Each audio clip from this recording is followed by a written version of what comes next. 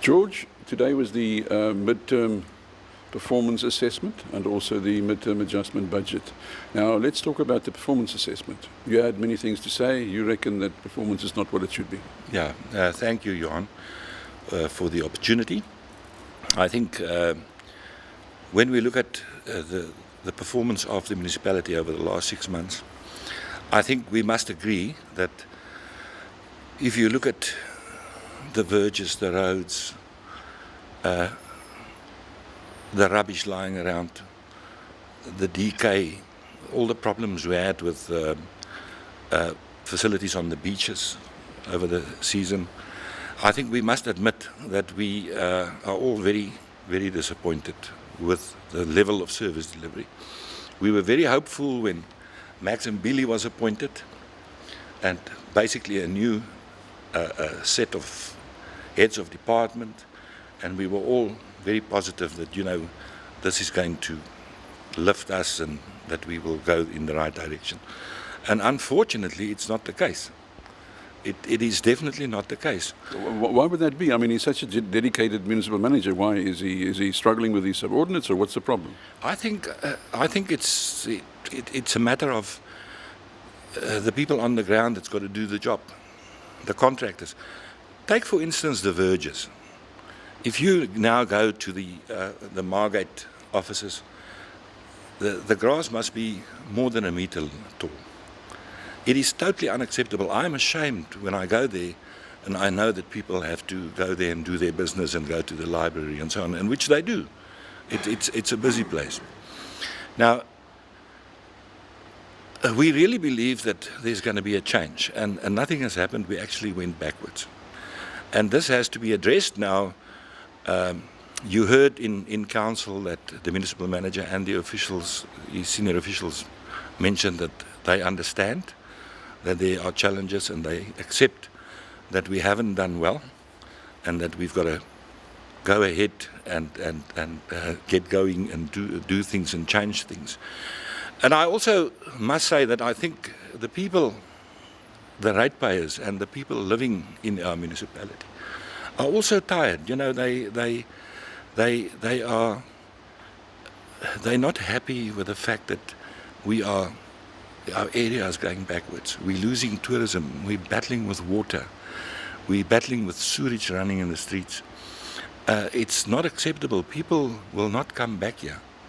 And tourism is our lifeblood. It creates employment, etc., etc. I really believe that we've got a small window of opportunity to turn this around. Otherwise, we're going to have long-lasting damage to our area. Okay, now, logically speaking, the adjustment budget should have been adjusted to address these problems that you are talking about.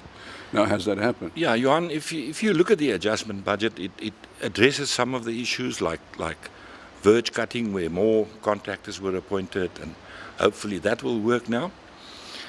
But I'm afraid, as far as the roads are concerned, potholes, stormwater, there is just not enough money. They spoke about us getting a loan from or a grant from the Road Accident Fund for 10 million. But I can assure you 10 million will not fix the potholes of Ramsgate, Margate and Ivonga. You know, it's just not big enough. And we say this over and over again. The money that we allow for road maintenance is not enough. And we have to do something, get money from somewhere to plough in and get this place up to standard. But initially, the DA opposed the passing of the adjustment budget, and then you changed your mind. What was the reasoning behind that? Yes, Johan, because if you remember correctly, when this budget was passed initially last year, we opposed and we didn't vote for we voted against the budget. We were outvoted.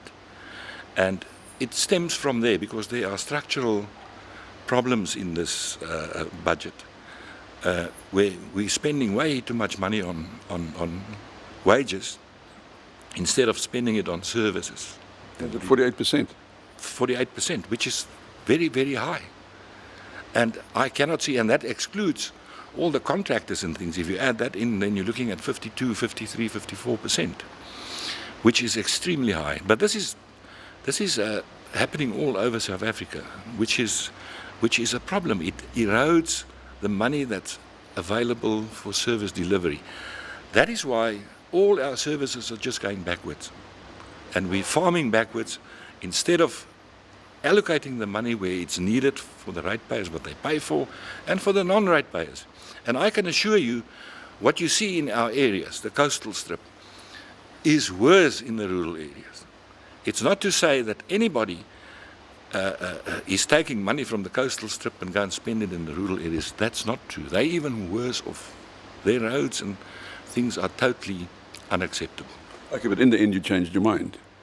What was your reason? We decided that it's difficult to change the adjustment budget now. We will rather go into the budget process now, which we are starting with in any case now, Council, and the budget will be approved for next year. It has to be approved by the end of May.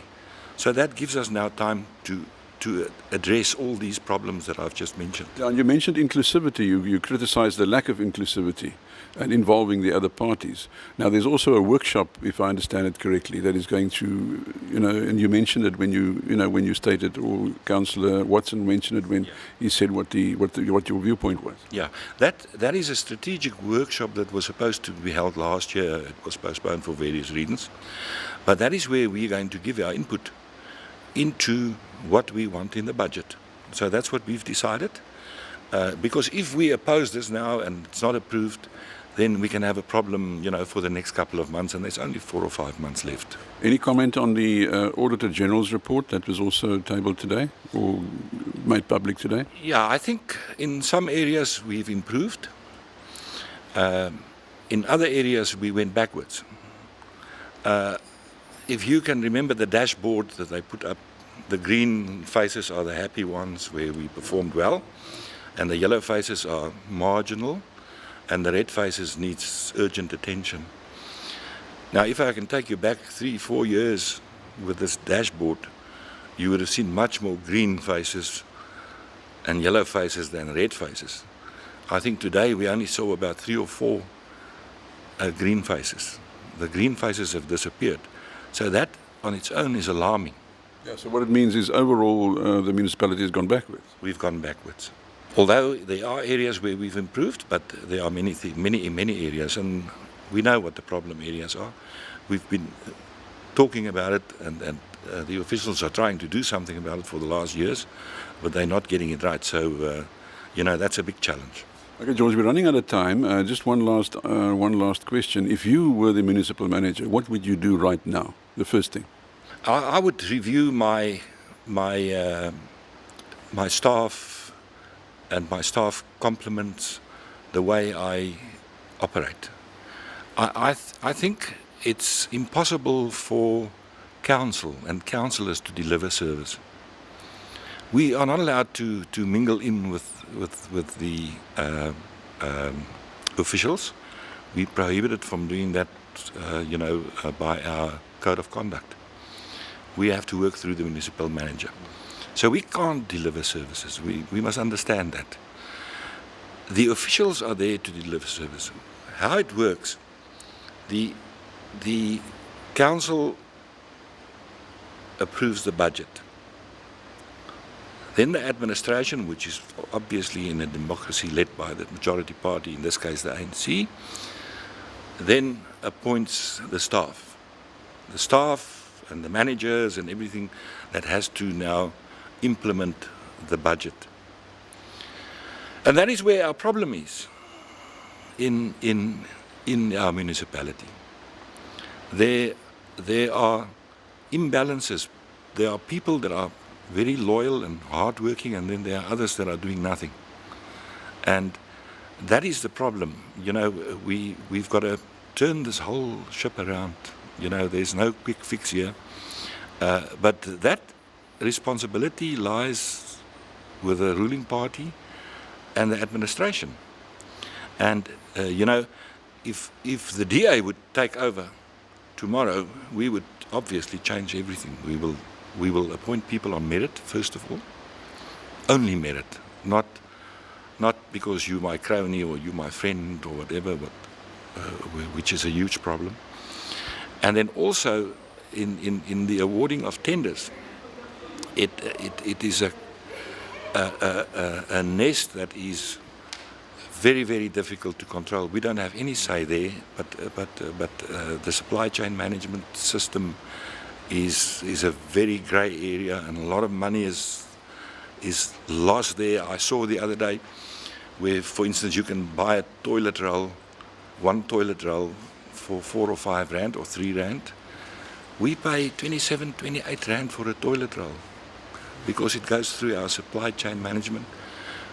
People tender, there's only 1 or 2 tenders at that price, then we have to buy it. So I asked, but why can't we go and buy at Game for 4 or 5 rand for the same thing? So they said, no, they're not allowed that. That's against the law, you know, the Auditor General will pick up. So that is a huge, huge problem. We're wasting money there. We're wasting money on too much wages, too high wages. And the money, what I will do then as the municipal manager, I will get the money to the services, where the services has to be delivered. George, we can go on and on, but our time has run out. Thank you very much, and best of luck. Thanks very much, Johan. Thank you.